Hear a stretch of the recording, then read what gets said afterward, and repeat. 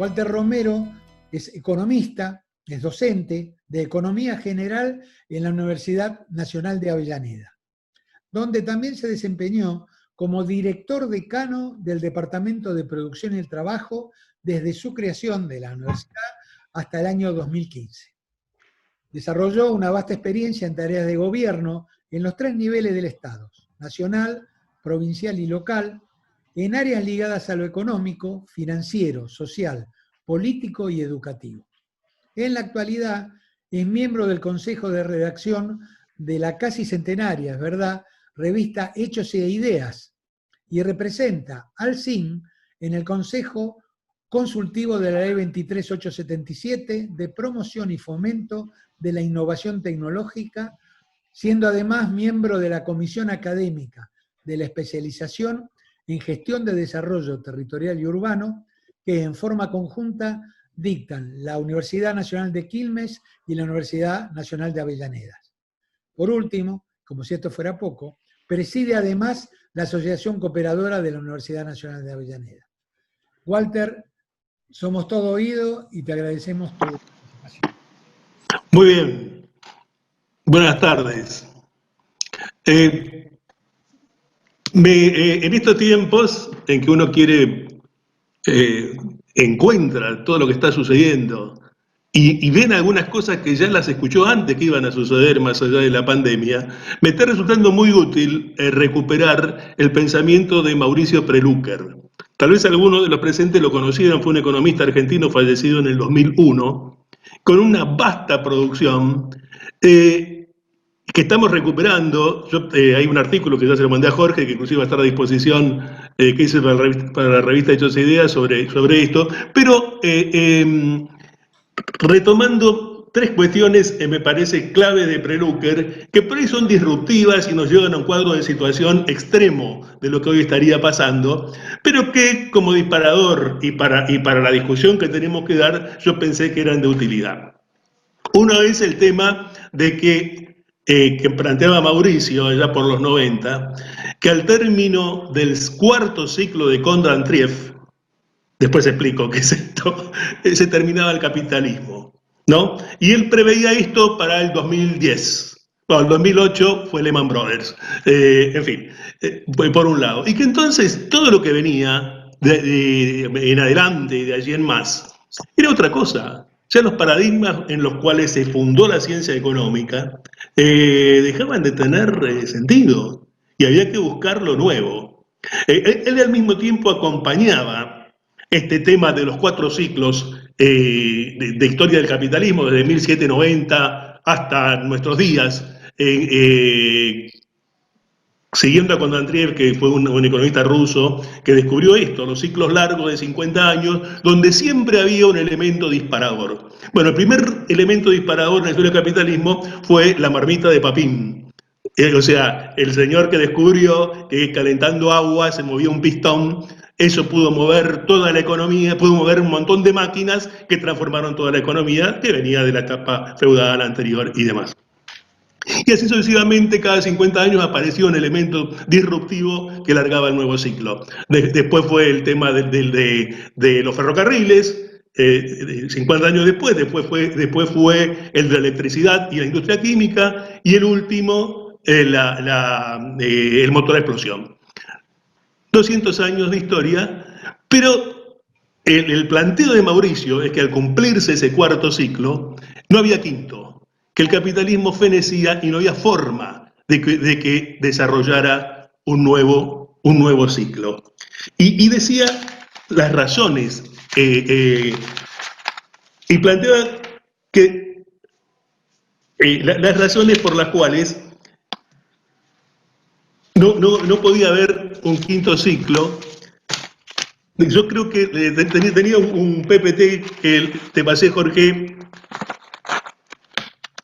pero bueno, pero no viene al caso. Perdón, ¿Vos querés que lo busque y lo...? No. Yo lo digo de acá. Bueno. O sea, este 5º ciclo no era posible por lo siguiente. Y bueno, y ahí Jorge, con perdón, porque voy a decir una cosa que tiene que ver con la tecnología y la revolución informática, ¿no? Decía que siempre había habido un elemento disruptivo que lanzaba el nuevo ciclo económico que por 50 años dominaba la economía, pero que el quinto no era posible porque, por lo siguiente, la revolución informática lo impide. Está hablando en el 90, ojo, está hablando hace 30 años de esto.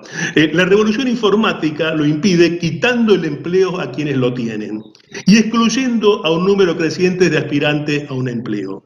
Y por otro lado, la revolución financiera completa esta tarea excluyente operando desde el ángulo opuesto, quitando su capital de trabajo y de inversión a los capitalismos.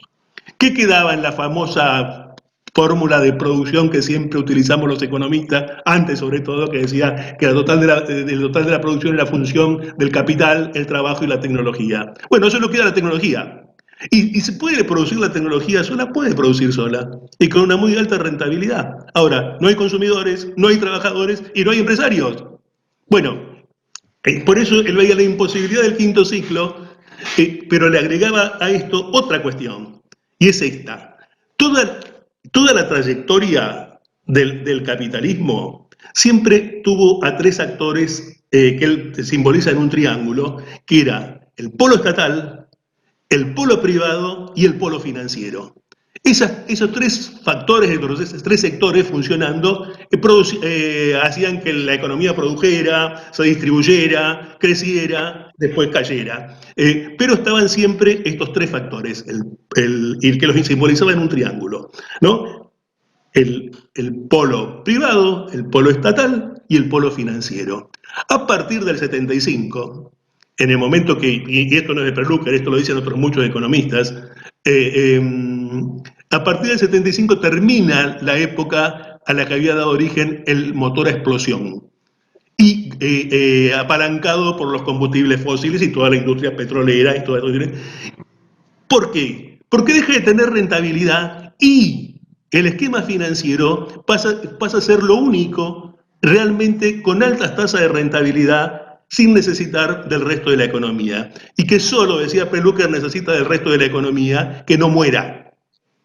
Daba el ejemplo de la araña que tiene una presa a la que mantiene viva y la va comiendo de a poco, pero que lo que necesita es que no se muera.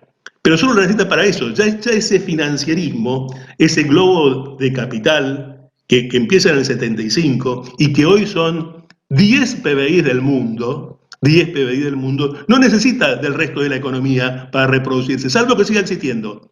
Nada más que eso. Entonces decía, qué lástima que hoy no está el gringo, que por el tema de la economía popular, que ese polo financiero que nunca más iba a estar al servicio de los pueblos, tenía que ser necesariamente reemplazado en lo local por el polo comunitario. Y que el nuevo triángulo productivo era polo privado, polo estatal, polo comunitario. El concepto de polo comunitario, forzándolo un poquito y actualizándolo, es la economía popular. Es la economía popular. Y entonces, digo, para que esto sirva de disparador y poner la cuestión en un extremo, ¿no? No hay quinto ciclo de Kondratiev, lo que existe ya no es capitalismo, es otra cosa, y hay una zona gris que es la que estamos transitando, donde el coronavirus lo que viene es a dejarla al descubierto, no la crea. Esta crisis ya estaba. Entonces lo que lo hace es dejarlo evidente. Y entonces ya el Papa Juan Pablo II, en la encíclica para el tercio milenio ineunte, dice, Duc in altum, viene la época de remar más adentro porque no sabemos cómo sigue. Bueno, esa situación entonces que Perlucker veía, no hay más capitalismo, está el polo comunitario como el reemplazo de lo financiero, pero a otra escala de producción, a otro nivel, con cuestiones más locales, y esta dictadura universal de las finanzas solo puede ser combatida, morigerada, como fuere, por la aparición de monedas locales. Monedas locales que desacoplen la economía local de esta dictadura de las divisas o de los instrumentos financieros. Es una cuestión que inclusive en la Argentina tuvimos experiencia buena al respecto. Yo voy a reivindicar en este aspecto el patacón. O sea, una crisis como la del 2001 empezó a tener salida a partir de que la provincia de Buenos Aires se anima a hacer el patacón.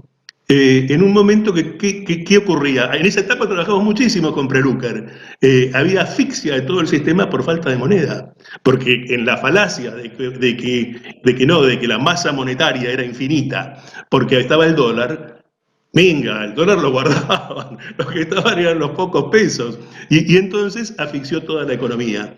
Y el patacón fue una salida, fue el comienzo de la salida, fue el disruptivo de este miniciclo que tuvimos en la Argentina, y que yo creo que también explotó hace poco, y nos deja también en lo local en una situación de tener que seguir buscando por dónde continúa esta cuestión. Hay un tercer aporte de Prelucker y que no está de más ponerlo acá.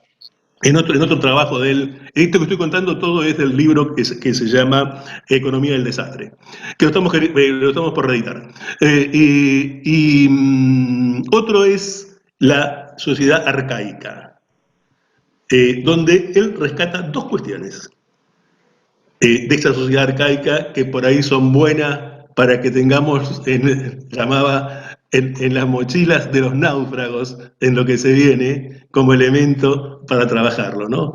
El don, la donación y la celebración de estar vivos. Eso. Bueno, este esquema yo lo tengo bastante desarrollado en ese artículo que digo que está a disposición y que por ahí se puede distribuir, pero me parece que es lo que quiero aportar a la discusión. O sea, el capitalismo no es más el que fue, no tiene posibilidades de reproducirse en lo que conocimos, hay que encontrar cómo se transita esta etapa. Lo financiero universal, si no desacoplamos lo local o lo regional de eso, va a ser muy difícil. Va a ser muy difícil. Y además pareciera no ser tan difícil, no ser tan difícil de implementar. Bueno, y por otro lado, esta cuestión, en esta nueva sociedad que sería la base de esta cuestión, donde la economía popular es uno de los tres actores seguro en esta construcción de un nuevo modelo autosustentable, un modelo, los economistas hablamos de modelo, pero es bastante explícito decir modelo. Bueno, un modelo con orientación a la producción, con el trabajo en el centro, pero lo tenemos que construir los tres. No lo puede construir ni el Estado solo, ni los privados solo, ni la economía popular sola. Entonces, estos cuatro elementos, creo, de Prelucker son los que aporto como disparador de esta charla que queremos tener. Bueno, muy bien, Walter. Muchísimas gracias. Quiero decir esto, seguramente la exposición de Walter ha dejado una serie de interrogantes, de preguntas y de ganas y de opiniones. Yo les pediría que planteáramos las dos exposiciones y después sí, iniciáramos el aporte de cada uno de nosotros para construir este pensamiento común. Quiero además darle la bienvenida a dos personas muy queridas y muy valiosas que se han incorporado. Una de ellas es Sandra D'Agostino, que está ya en el costado izquierdo abajo en este momento, una compañera que además de ser presidenta de la SADIO, de la Sociedad Argentina de Investigación Operativa, tiene un rol importante en el tema tecnológico informático en la provincia de Buenos Aires, así que debe estar sufriendo los avatares de toda esta etapa que nos toca. Y además quiero dar la bienvenida a Agustín, al compañero y amigo Agustín Amiconi, un gremialista como hay pocos, con un sentido crítico y de pensamiento y además un amigo del alma para muchos de nosotros, para mí especialmente, que es el secretario general de la Federación del Calzado en la Argentina. Calzado. Así que a ambos le doy la bienvenida y lo invito a Ricardo a iniciar su exposición con una pequeña presentación mía sobre Ricardo. Ricardo Auer Es egresado de la Facultad de Ciencias Exactas de la Universidad de Buenos Aires. Ha sido empresario pyme exportador. Fue consultor internacional en transferencia tecnológica. Exportó tecnología a China en los años 2005 a 2009. O sea que él es el responsable de que los chinos nos vengan a vender todo lo que nos venden, por lo menos en parte. Expresidente de la Fundación Saber Cómo del sistema INTI hasta fines del 2019 y un elemento no menor de su currículum es ex miembro desde el 2000 al 2005 del Centro de Estudios Estratégicos de la Escuela Superior de Guerra. Bueno, perfecto. Esto es una adaptación al día de hoy de lo que el año pasado, hace más de un año, hice una exposición sobre los conflictos geopolíticos en la era de las plataformas, dice, en la Escuela Superior de Guerra, justamente invitado por el amigo Gabriel Camilo. Bueno, así que ahora vamos al tema nuestro. Listo. Para resumir, digamos un poco, para ir tomando de la historia y llegar al momento actual. Tenemos estas situaciones, del 45 al 89 tomamos la Guerra Fría, del 89 al 2009 teníamos el dominio de la globalización financiera y del poder militar de los Estados Unidos. En el 2009 se produce el crack de la financiera en Estados Unidos y la globalización empieza a estar en transición y los poderes nacionales empiezan a desafiarlo. Era lo que yo llamé la era de las geopolíticas ampliadas. Y en el 2020, obviamente, llegamos al coronavirus. Bien.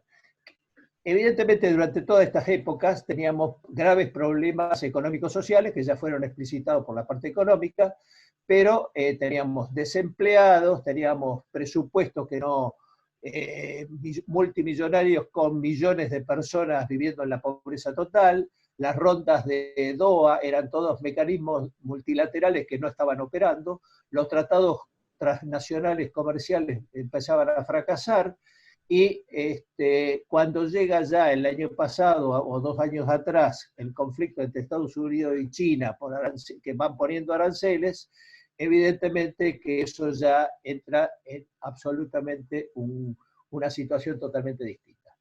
¿Qué estaba ocurriendo? Digamos, estaba ocurriendo de que entramos en una nueva situación donde los conflictos no son ya dentro de un capitalismo financiero global, sino que son dentro de las posiciones de dominio, digamos, nacionales de los grandes poderes como son Estados Unidos, Rusia, China y el poder financiero, que yo lo tomo siempre como un imperio separado de todo el resto, porque no actúa de consumo, actúa de forma independiente y tratando de tomar ganancias sobre el resto de las situaciones. Ahora bien, la geopolítica no era como se hacía, digamos, en viejas épocas, como le explicó Clausewitz, que era esa dimensión clásica donde estaba el dominio de la tierra, de los recursos, del aire, de las materias primas y la energía, y ahora después se va a seguir con el tema salud y las pandemias, sino que también estaba interactuando ese espacio geopolítico sobre el ciberespacio, que es todo lo referente a lo que ustedes conocen de la informática, la big data, la analítica. ¿Por qué? Porque eso actúa sobre el software comunicacional, lo que se comunica al resto del mundo, tanto de las naciones como de los grupos o las personas. Y eso hoy es un factor de conflicto y de guerra. Después podemos ampliarlo eso en otra oportunidad. Y en el espacio exterior también hay una lucha geopolítica, porque son los satélites, porque eso influye sobre las comunicaciones globales. Quien domine las comunicaciones globales, obviamente, tiene un dominio sobre el resto. Entonces, los espacios geopolíticos hasta este año, digamos, estaban modificándose. Y de las finanzas globales empezó a ser más preponderante los intereses nacionales, inclusive fue más explícito con la llegada de Mr. Trump en Estados Unidos, donde puso claramente que los puestos de trabajo de los Estados Unidos se lo habían robado los chinos. En realidad, efectivamente, la globalización al que más benefició de todo fue a China. Las tensiones entonces estaban ocurriendo en todo el cosmos, no solo en la Tierra, sino en el ciberespacio, y por eso también esos conflictos que hay sobre las tecnologías. Los poderes centrales, que son lo que llamamos los imperios actuales, ya lo he descrito, son estos 4, y existen también poderes intermedios que son, digamos, países con cierto poder de influencia sobre otros, pero de menor dimensión a los otros 4. Entonces, ¿qué es lo que ocurre? Que ocurre que hay zonas de influencia geopolítica en el mundo actual, lo cual es lógico, siempre ha ocurrido, que son de índole económica, las cadenas de valor, tienen influencia sobre esto, las financieras. Ahí yo explico que el Brexit tiene una explicación financiera, que es separarse de las legislaciones europeas y permitir que los ingleses, en la bolsa particularmente de Londres, haga un acuerdo con la bolsa de Hong Kong para manejar el gran dinero del mundo, porque el gran dinero del mundo ahora está en Asia, no está en Occidente. Y entonces eso era una explicación lógica que la reina de Inglaterra había advertido que era negocio para los ingleses. Obviamente el tema de los recursos energéticos también está en debate por el tema del shale, que Estados Unidos ahora exporta gas y ahora viene la guerra actual donde el precio se dispara para abajo y entonces vienen otras situaciones ya. La seguridad alimentaria también es un gran tema, donde hay nuevas demandas sanitarias de certificaciones y todo lo demás que está influyendo, ya ha influido en los últimos años y ahora va a ser decisivo en el futuro. La seguridad ambiental, donde Estados Unidos y China dicen que ellos no contaminan y son los contaminadores más grandes del mundo. El tema del agro, que también ahora entra como problema nuestro en el tema de la seguridad ambiental, porque también las vacas contribuyen a todo esto. Y después está el tema de la seguridad nacional, el factor militar. Si bien no va a haber guerras entre los grandes poderes, sí va a haber conflictos en las periferias de todas estas influencias geopolíticas. Y finalmente el desarrollo científico-tecnológico y la autonomía. Como ustedes van a ver, si hablamos del entorno tecnológico, no estamos refiriendo no a las viejas tecnologías, sino a la inteligencia artificial, a lo que se llama industria 4.0, 5.0, las comunicaciones. Ahí empieza Huawei y su conflicto con los Estados Unidos, el tema biotecnología, del cual derivan algunos virus seguramente, la nanotecnología y la combinación de todo esto, que hace un gran paquete que está transformando la realidad de la vida de todos los ciudadanos del mundo. Por eso en algunas cosas le llaman Smart City, digamos, todas estas cosas, pero eso no es el tema central que nos ocupe ahora. Obviamente, cuando hablamos de tecnología, yo advierto que siempre el precursor de las nuevas tecnologías ha sido el Estado. Siempre el Estado ha iniciado las grandes tecnologías, los cambios tecnológicos han sido en el pasado, han sido los reyes que tomaban algún invento como para agrandar su imperio, y ahora en los últimos tiempos, la guerra de las galaxias, la guerra espacial y los sistemas de armas letales, todo eso fueron creadores por el Estado, digamos, de los cuales derivan después aplicaciones civiles, que son las tecnologías duales. El observatorio chino de Neuquén está incluido en este concepto que yo he dicho. Los drones existen, ahora están de moda, pero existen hace 20 años, mucho más. Inclusive existen en el espacio exterior y se usan para derribar satélites de otros países. Eso es una guerra que acá nadie tiene conocimiento, pero que existe claramente en otras circunstancias y otros centros de poder. El Centro de Inteligencia Artificial nace como una rama del proyecto DARPA de defensa, es el mayor proyecto de inteligencia artificial. Todo eso fue financiado por la defensa de los Estados Unidos y obviamente tiene su contraparte china, su contraparte rusa y todo lo demás. Google también es parte de proyectos del Departamento de Defensa de Estados Unidos y todo lo que es imágenes de drones militares y todo lo demás, todo eso, el geoposicionamiento, la geolocalización, lo que nosotros llamamos el Google Maps y todo lo demás, ustedes van a ver, tiene su contraparte ahora en otros países. El CEO de Tesla también trabaja con autos eléctricos en combinación con la defensa.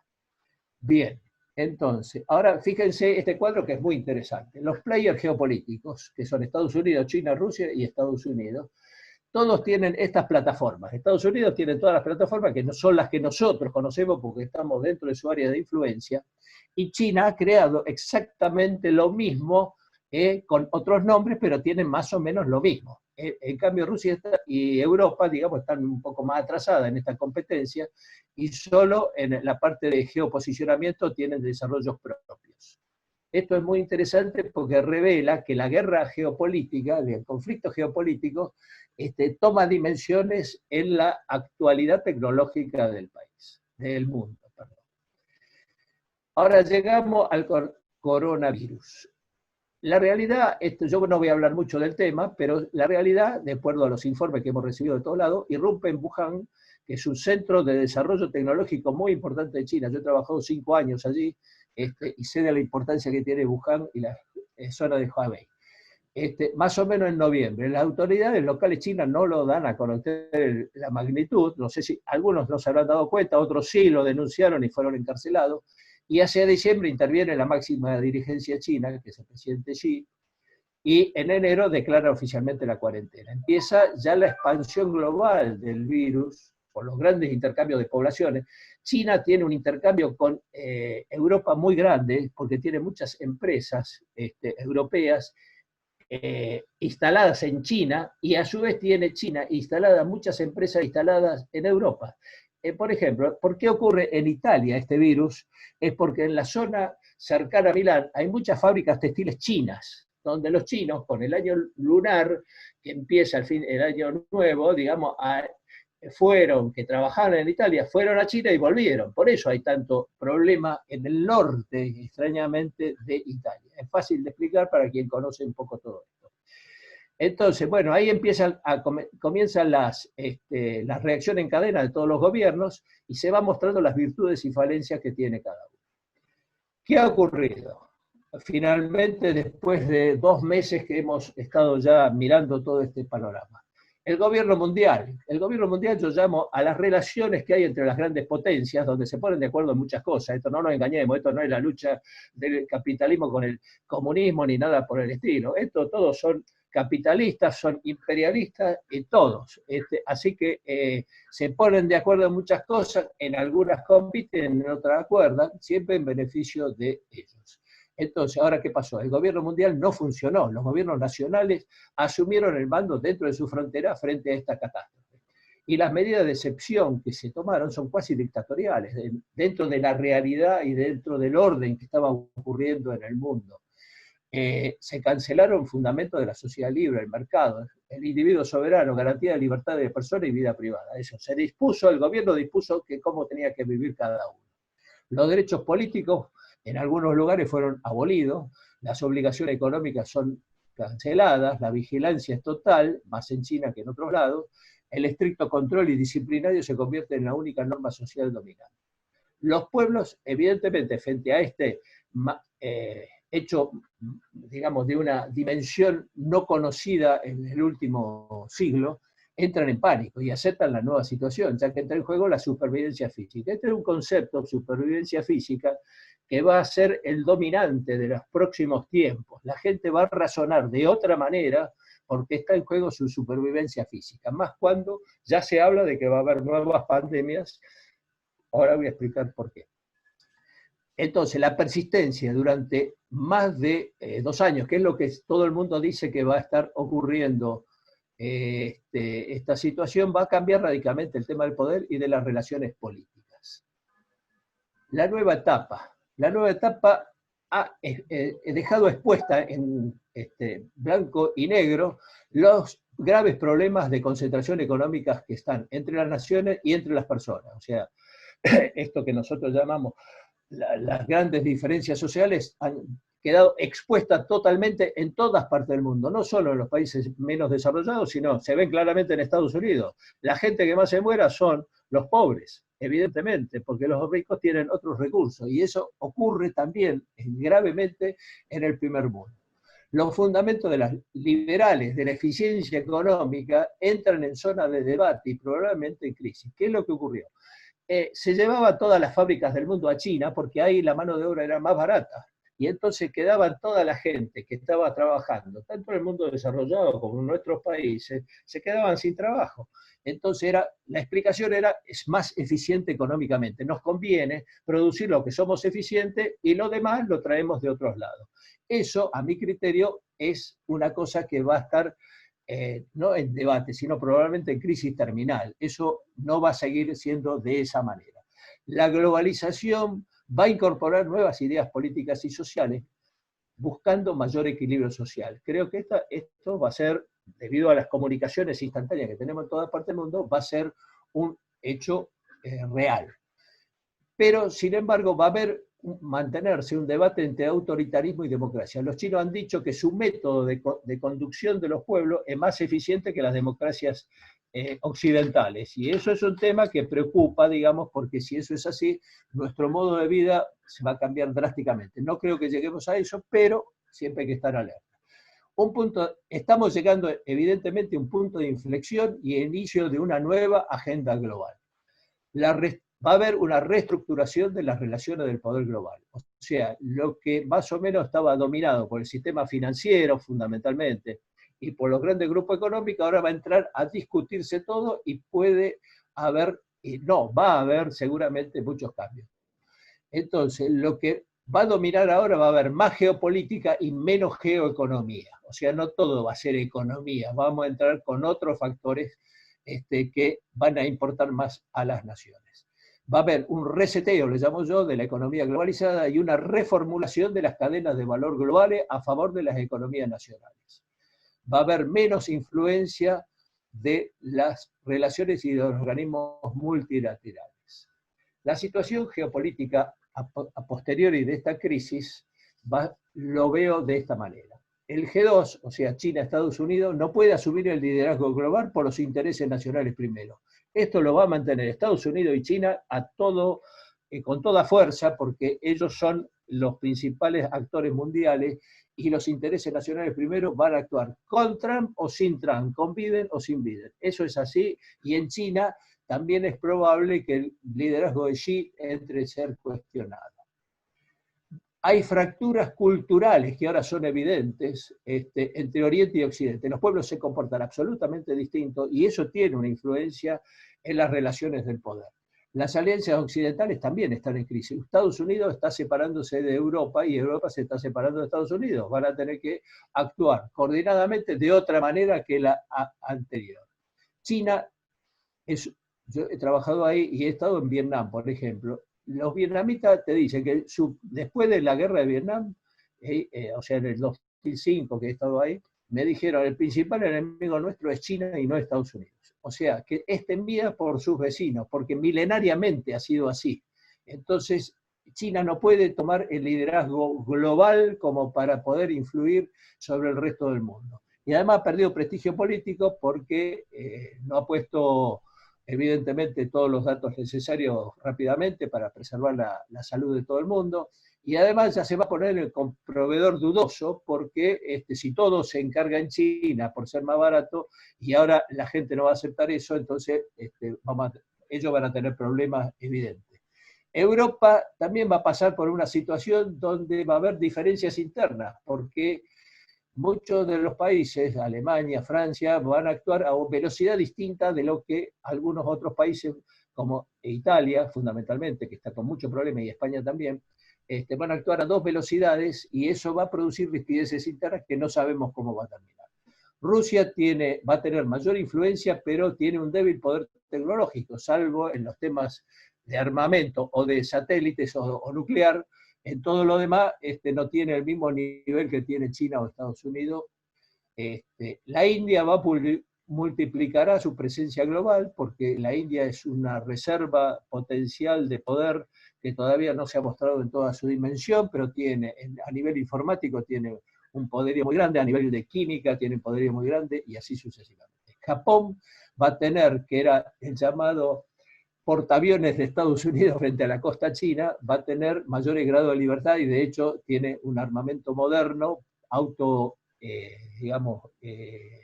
producido por ellos mismos, muy importante. Y si ustedes miran un pantallazo de los principales países del mundo, que son estos tres que he hablado, más Indonesia, Israel y tantos otros, todos los gobiernos son nacionalistas en esos países. Así que ese es el mundo, digamos, que yo preveo que vamos a tener por delante. Entonces, la perspectiva la veo así. A mi criterio va a haber una leve caída del consumo global, brusca en este año, pero después también se va a ralentizar. China va a ser menor el aumento de clase media. Ellos tenían proyectos claros de que van incorporando 100 millones de chinos a la clase media, digamos, sacándolo de la pobreza y del interior del país, y eso implica un consumo de alimentos, de otras cosas, y yo creo que eso va a disminuir, evidentemente, por todos los cambios que están sucediendo. Xi está cuestionado en este momento del poder, no va a haber cambios rápidos, pero es probable, siguiendo el método chino, de que en un par de años se lo cambie. Va a haber epidemias. Las epidemias son un problema cultural y de hacinamiento, o sea, nadie va a cambiar las costumbres culturales que son centenarias o milenarias. Eso es absurdo pensarlo, por más que el régimen diga no se pueden vender más murciélagos, se van a vendiendo murciélagos, esto es así, la sopa de murciélago yo no la probé, pero eso va a seguir.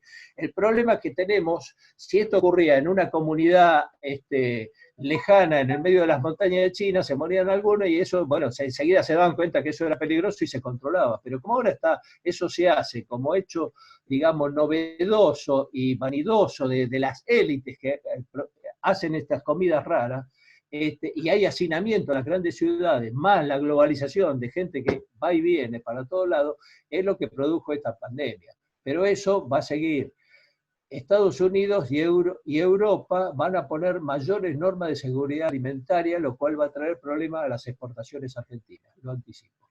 Comercio internacional, va a haber más regulaciones. No es posible, por ejemplo, que todo se produzca en China. Por ejemplo, Argentina antes producía muchos textiles y zapatos. Ahí mi amigo Agustín sabe de estos temas.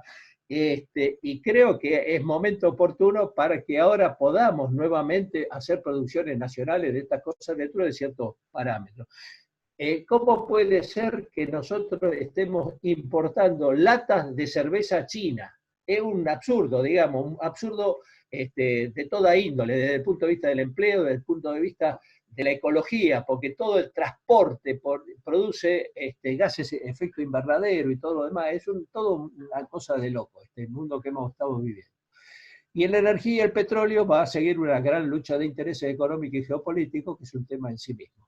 Y lo que va a depender cómo va a seguir el mundo, pero no tanto, son las elecciones de noviembre en Estados Unidos. Por lo tanto, ya ahí, tratando de ir terminando, ¿qué veo yo como tendencias futuras? El desarrollo incremental de las nuevas tecnologías ya descrito, digamos, con problemas de generación de empleo. Esto es un tema que va a seguir existiendo y venía de antes y va a seguir con mayor desarrollo. El Estado va a tener mayor influencia, no hay ninguna duda, en todas partes del mundo, con serias dudas de la eficacia y eficiencia, porque esto va a depender de cada país. Hay países que tienen un Estado muy meritocrático, muy bueno, que son eficientes, y en otros que son, digamos, gordos, pero no producen nada y no tienen, digamos, aportes sustanciales a la realidad de cada país. El tema educativo y la capacitación va a tener cambios necesarios porque si no se adapta rápidamente a las nuevas tecnologías, a toda la cantidad de gente que se necesita, digamos, y seguimos retrasados en ese tema, y cualquier país que lo tenga atrasado, eso va a tener problemas. Cultura. Va a haber un aumento de los conflictos interculturales. Justamente esta separación geopolítica de los países, donde cada uno se encierra en lo suyo, va a traer conflictos, que es otro tema a desarrollar, digamos, en forma específica. El tema de la economía, yo les presto atención al tema de la economía circular, que porque es un indicio de que va a haber mayor protección ambiental. El factor psicosocial y las comunicaciones sociales van a ser fundamentales porque en épocas de crisis y de incertidumbre continuada, el tema de lo que se comunica a la población es tremendamente importante porque ahora las reacciones son rápidas, justamente por el sistema comunicativo que tenemos en el mundo, y además se incorporan lo que ocurre en otras zonas del mundo, y eso trae una cosa bastante explosiva. Preveo también que va a haber un cambio de estilos de consumo, digamos, donde cierto derroche en algunos temas que no tienen importancia, moda y todo demás, va a quedar circunscrito a algunas élites económicas y no más. La urbanización, el ambiente y la ocupación territorial van a ser temas, issues, digamos, de la agenda del futuro, importantísimos, porque si tenemos grandes concentraciones en las grandes ciudades, y ahí ocurren todos los problemas, porque ahora lo estamos viendo, acá tenemos problemas en el Gran Buenos Aires y estamos tomando medidas, digamos, relacionadas con ese Gran Buenos Aires, cuando si teníamos eso distribuido, las medidas que se tendrían que tomar serían distintas. Y después está el factor poblacional, que creo que va a haber menos crecimiento, pero es un tema siempre discutible, y que creo que va a haber nuevas pandemias. Bien, tengo un resumen acá, pero no lo voy a comentar ahora porque es medio largo para explicar, pero explica, digamos, qué cosas ocurren en cada uno de los factores y cuáles son los peligros. Voy a pasar, para no aburrirlo demasiado, al tema de la agenda nacional. ¿Qué problemas vamos a tener? Digamos, o cuáles son los temas que vamos a tener que discutir seriamente. El precio de las commodities está en baja. Nosotros tenemos un aporte de divisas, de dólares, que entran por la exportación de commodities. Es el grueso de las divisas que vienen de ahí. Vaca muerta y la autonomía energética está cuestionada en este momento por el tema de que si el precio del petróleo baja demasiado, entonces evidentemente eso no va a ser posible la inversión en vaca muerta y eso nos va a traer enorme cantidad de problemas porque ahí estaba un poco la esperanza de nuestro pago de deudas externas e internas. El desempleo tecnológico es un tema que ya estaba en el candelero y va a seguir con fuerza en el medio de la impaciencia popular, digamos, que quiere respuestas, digamos, rápidas a sus problemas y que no es fácil encontrar. La educación y la justicia son temas muy particulares nuestros y creo que sin una unidad nacional importante no vamos a poder avanzar en nuestro desarrollo nacional. Creo que hay que elaborar un plan estratégico, este es un poco el fin de este foro, digamos, donde tenemos que discutir el tema de la producción nacional para el futuro, digamos, viendo las redefiniciones que va a haber en el mundo, y dónde están los límites, dónde está la escala, qué es lo que se puede producir, qué no. Y ahí entra el tema de la eficiencia de las economías de escala, que es un tema que va a seguir existiendo, porque tampoco se puede producir al triple o al cuádruple de lo que se produce en otros lugares y justificándolo con el tema del empleo. Que hay que hacer un desarrollo, digamos, muy detallado, muy elaborado, para ver dónde tenemos que apuntarle en nuestro proyecto nacional.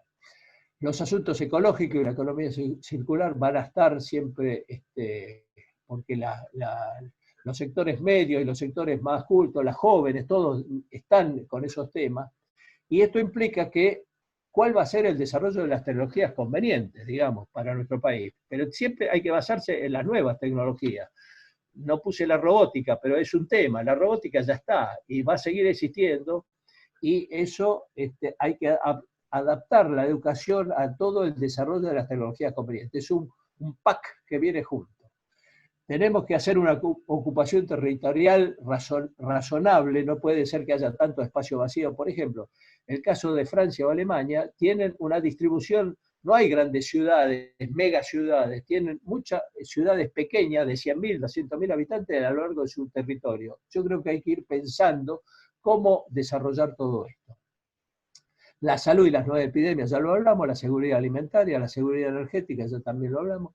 Seguridad y defensa, yo creo que hay un atraso en Argentina porque existen agresiones de los carteles de la droga que son internacionales, son derivados del sector financiero en última instancia. Hay ataques de ciberseguridad y hay ataques biológicos. Eso va a seguir existiendo y hay que poner, digamos, foco también en estos temas. Para, digamos, ir preparándonos a todo esto, yo propuse en un paper que he escrito armar una especie de consejo de reconstrucción post-crisis, como el consejo de posguerra que tuvo Perón allá por los años 54. Aprovechar la reestructuración del poder mundial, no enfatizar tanto nuestras diferencias internas, porque eso no crea el clima adecuado para, digamos, reconstruir, digamos, racionalmente el país, profundizar lo que nos une más que otra cosa, y tiene que tener una anticipación necesaria, como se demostró ahora con la reacción del gobierno con el virus, que fue muy oportuna tomar decisiones rápidas, porque ya sabemos y tenemos amplia experiencia que las urgencias siempre salen caras. El pensamiento que tiene que, digamos, guiar todas estas ideas tiene que ser un pensamiento estratégico, donde los fines, no solo los fines son importantes, sino los medios para lograrlos, porque esta es la clave del pensamiento estratégico. Y con eso tratar de llegar a un modelo actualizado del que Perón alguna vez nos legó, pero que ya no es válido en términos de este mundo actual. Y bueno, y nada más que esto, y por esto pongo fin a la presentación. Espero las críticas y los comentarios. Muchas gracias.